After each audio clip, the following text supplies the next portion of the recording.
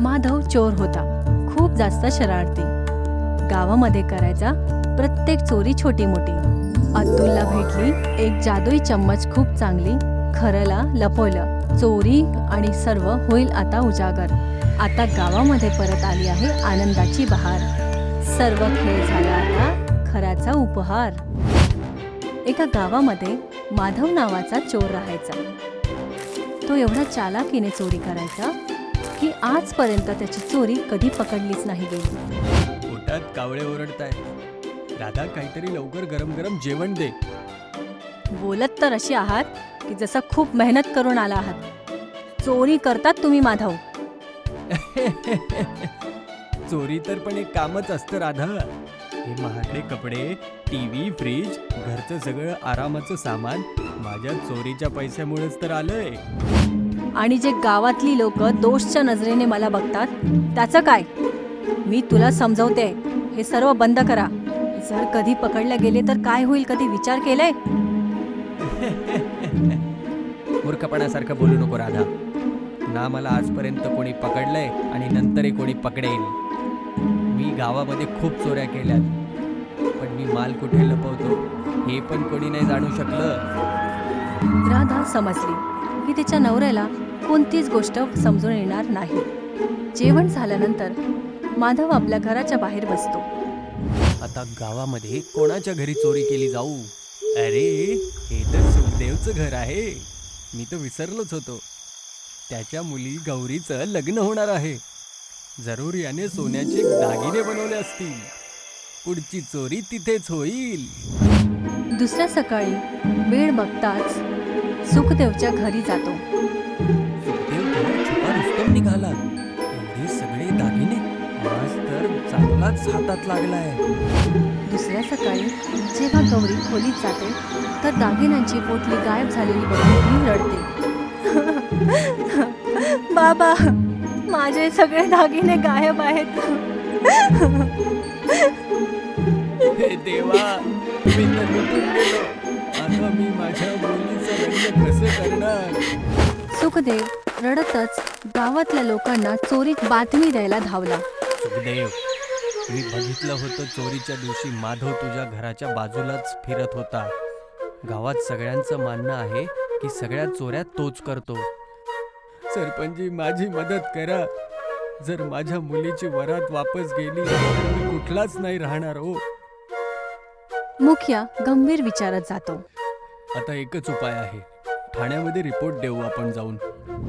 मुखिया आणि सुखदेव माधवच्या खिलाफ चोरीची रिपोर्ट दर्ज करतात. काल रात्री सुखदेवच्या घरी चोरी झाली आहे आणि संशय तुमच्यावर आहे. यांच्याकडे काय पुरावा आहे की मी चोरी केली आहे? काय यांनी मला चोरी करताना बघितलं? नाही, पण चोरीवाल्या दिवशी हा माझ्या घराच्या आजूबाजूला होता.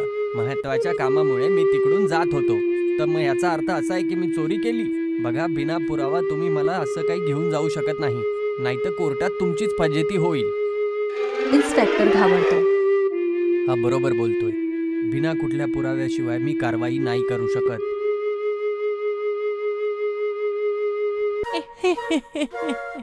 मीच तुझ्या घरी चोरी केली, तुला पण माहिती आणि पूर्ण गावाला पण.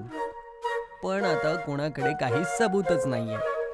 आणि आता माझ्या घरातून निघा. मुखिया आणि सुखदेव बाहेर येतात.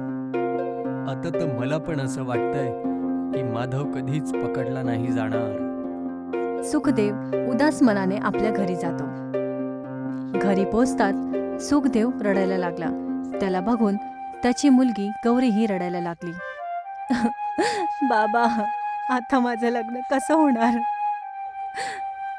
जर वरात दरवाजातून वापस गेली तर मी तोंड दाखवायच्या लायक नाही राहणार. तेवढ्यातच तिथे सुखदेवचा मुलगा अतुल येतो, जो शहरातनं आला होता. बाबा, हे मी काय बघतोय? आपल्या घरामध्ये चोरी झाली? सुखदेवने सगळी घटना अतुलला सांगितली आणि रडतच आपली लाचारी त्याला सांगितली. आता आपल्या गौरी मुलीचा लग्न नाही होणार बाळा. आता आपण काही तोंड दाखवायच्या लायक नाही राहणार बाळा. आपल्या वडिलांचं हे बोलणं ऐकून अतुल आतपर्यंत तुटून जातो. बाबा, बाबा, धीरज ठेवा आणि स्वतःला सांभाळा. आपण काही ना काही पर्याय काढू. गौरीचं लग्न जरूर होईल. एवढं बोलून अतुल घराच्या बाहेर आला आणि आपल्या घराच्या समोर एका झाडाखाली बसला. काहीही झालं, मी हातावर हात ठेवून नाही बसू शकत. मी माझ्या घरात झालेल्या चोरीचा पर्दाफाश करून राहणार आणि चोरापर्यंत जरूर पोहोचेल. पण समजत हे नाहीये की कसं. कारण की सगळ्या गावाला माहितीये की चोरी माधव कोणीच नाही करू शकत. आणि आजपर्यंत माधवपर्यंत कुठलाच पुरावा नाही भेटलाय. याच विचारामध्ये अतुल झाडाच्या खाली बसून गंभीर विचारात डुबला. तेवढ्यातच तिथे अतुलची एक गावातली म्हातारी आजी आली.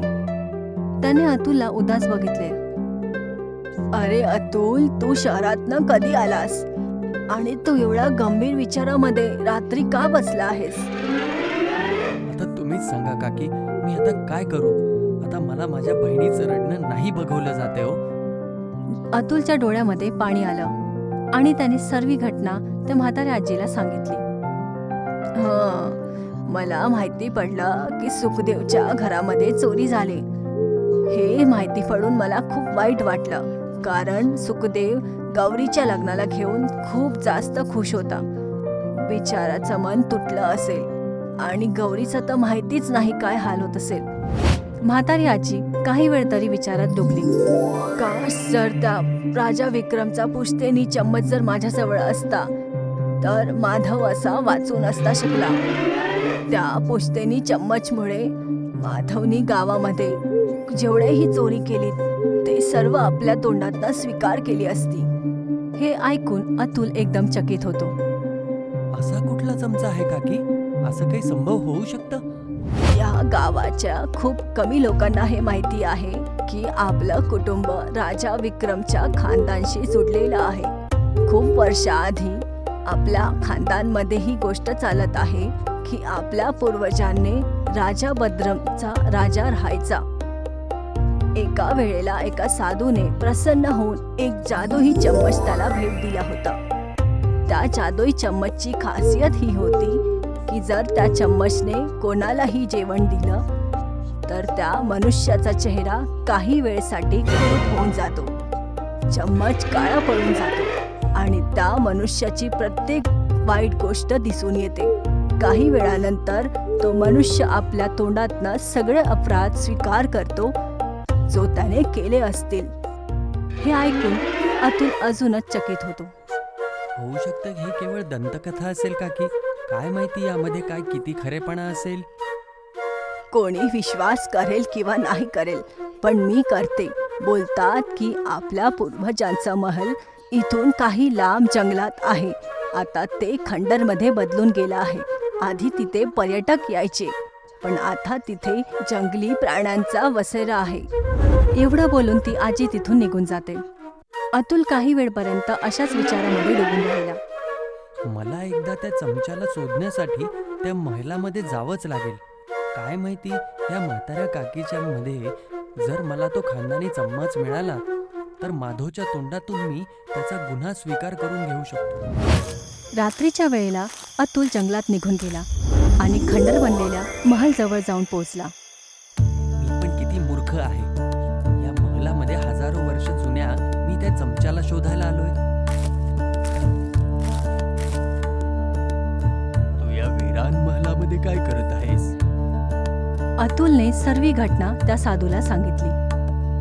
म्हाताऱ्या काकूने तुला बरोबर सांगितलंय, पण बहुतेक तुला हे नसेल सांगितलं की राजा विक्रमचा तो चमचा पिढी दर पिढी परिवारचा हिस्सा आहे.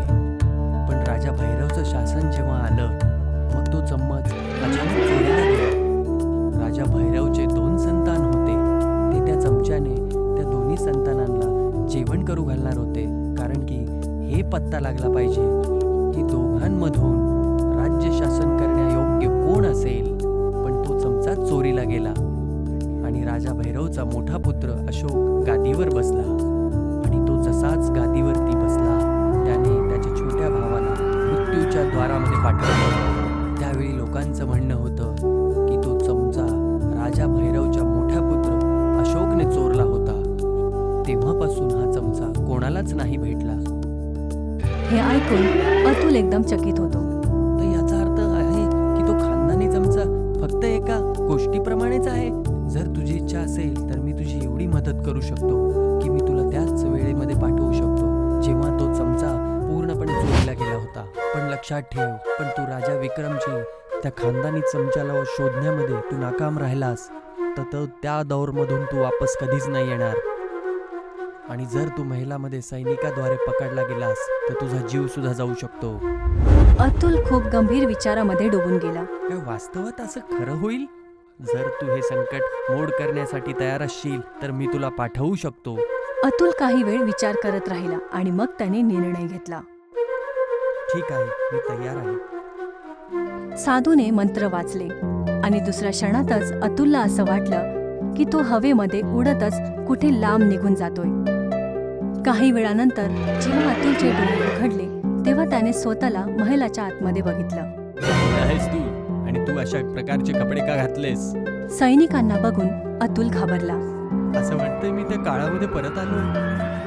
भीतीमुळे अतुल सैनिकांशी वाचून महलाच्या आतमध्ये धावायला लागला.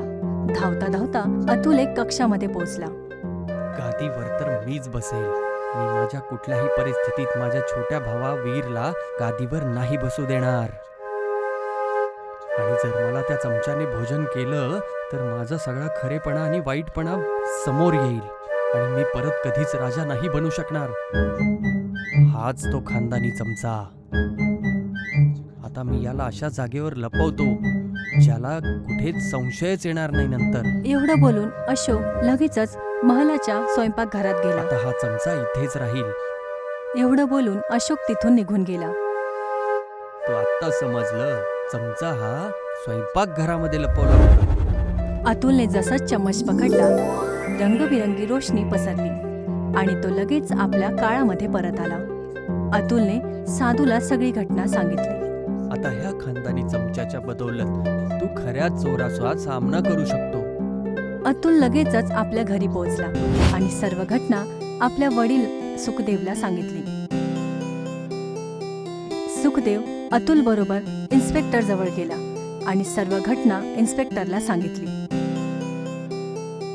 खरं खरं सांग, तूच चोर आहेस आणि आतापर्यंत गावात जेवढ्या चोरी झाल्या त्या तूच केलेल्या आहेत. आणि चोरीचा माल कुठे आहे? हे काय तुम्ही बोलताय?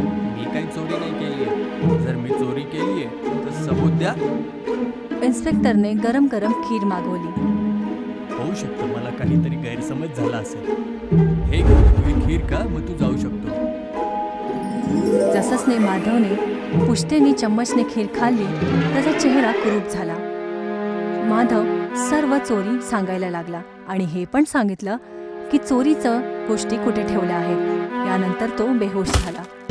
इन्स्पेक्टर लगेचच तिथून निघाले आणि काही वेळानंतर सर्व चोरीच्या गोष्टी घेऊन परत आला. आता तोच मला हे मी चोरी केला होता. हे सगळं कसं भेटलं? इन्स्पेक्टरने मोबाईलमध्ये ते व्हिडिओ दाखवला ज्यामध्ये माधव स्वतःच आपल्या चोरी स्वीकार करत होता. माधवला विश्वास नाही बसला की हे कसं झालं. इन्स्पेक्टरने माधवला नेहमीसाठी आतमध्ये केलं. तुझ्याकडून आणलेला हा चमचा खूपच कामाचा निघाला. मी तुम्हाला सांगितलं होतं की तुम्ही एके दिवशी नक्कीच पकडले जाणार, पण तुम्ही माझं एकही नाही ऐकलं. अतुल आपल्या घरातलं चोरी केलेलं सर्व दागिने आणि पैसे घरी घेऊन आला. सुखदेव त्या दागिने आणि पैशांना घेऊन खूप खुश झाला.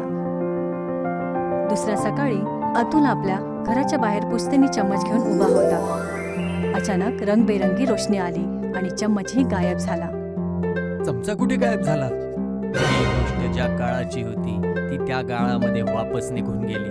ती ह्या काळाची तर नव्हतीच. एवढं बोलून साधू तिथून निघून गेला.